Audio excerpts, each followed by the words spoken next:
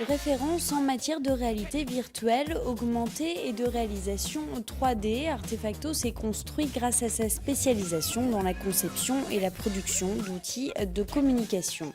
Convaincue dès ses débuts du potentiel de cette technologie, elle l'a depuis étendue à de nombreux domaines.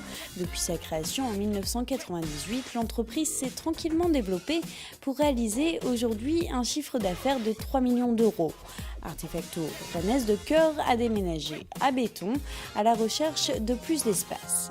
Donc Artefacto est arrivé sur Béton fin d'année dernière, c'est-à-dire décembre 2013. Donc ça fait un peu plus de 6 mois que nous sommes là. Mais l'idée, c'était de prendre le temps de s'installer avant d'inaugurer un bâtiment comme celui-là. Et ce qui était surtout extrêmement important pour nous, c'est finalement d'avoir un bâtiment qui nous ressemble. Avec ce bâtiment de 850 mètres carrés, Artefacto a doublé sa surface, une nécessité pour avoir un lieu qui lui ressemble et loger la cinquantaine de collaborateurs qui constituent l'essence même du succès de l'entreprise. Le bâtiment tel qu'il a été conçu, on s'aperçoit que les collaborateurs d'Artefacto se sentent bien dans ce bâtiment-là, donc ça fait plaisir de voir.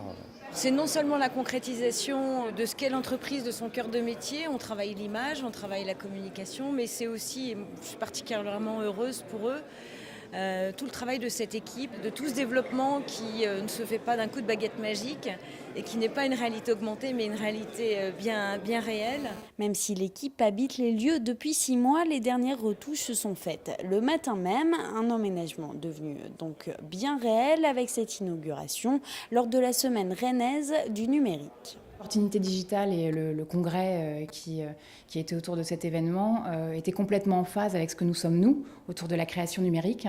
Donc on s'est dit qu'il était assez logique finalement de s'inscrire dans cet événement-là. Et ça s'est fait tout naturellement avec Rennes Métropole. Au-delà de cet aspect un peu symbolique, moi je souhaitais être présent parce que j'ai vu l'aventure d'Artefacto, de Valérie Cotreau se développer ces 10 dernières années sur la métropole. Et on a là vraiment, j'allais dire, un condensé, un concentré des savoir-faire professionnels du territoire dans le domaine du numérique. Et donc je voulais, y compris par ma présence, saluer cette très belle trajectoire et souhaiter un beau développement à cette pépite de l'économie numérique rennaise. Artefacto affirme de plus en plus sa présence sur le marché international, avec notamment un bureau à New York et un apport de 250 000 euros de chiffre d'affaires en 2014.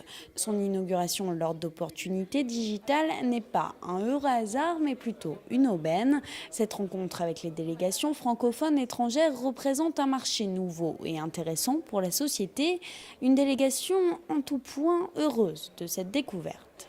C'était intéressant, c'est chouette de voir des sociétés qui font des projets créatifs et aboutis. Tout à fait fascinant. Technologiquement, c'est vraiment impressionnant. Je ne savais pas vraiment ce qu'était la réalité augmentée, mais là, vraiment, je vois tout le potentiel. On a trouvé notre visite très intéressante. Entre autres, on a vu une app 100% web qui était faite pour l'interaction avec la projection sur l'architecture. Il y en a un peu au Québec, mais c'est quand même assez marginal encore. On dirait que le marché n'est pas tout à fait prêt, mais c'est pas aussi incarné que ce qu'on a vu aujourd'hui. L'avantage, je pense, ici d'Artefacto, c'est d'avoir pris la réalité augmentée comme niche et ne pas s'être évadé dans toute une série de thématiques autour de la 3D. Et le fait qu'ils se soient, je pense, concentrés sur un point phare de leurs compétences fait qu'on sent qu'il y a une expérience assez forte et donc la confiance est plus grande pour avoir envie de travailler et de collaborer avec eux. Un marché donc nouveau et empli de perspectives pour cette entreprise Made in BZH qui ne demande qu'à s'exporter encore davantage. On essaye de se donner les moyens d'un développement serein. Donc on a de la place, on a encore un droit à construire, mais bon, pas tout de suite, on voudrait prendre un peu le temps. Mais voilà, ça fait déjà une belle équipe, quoi.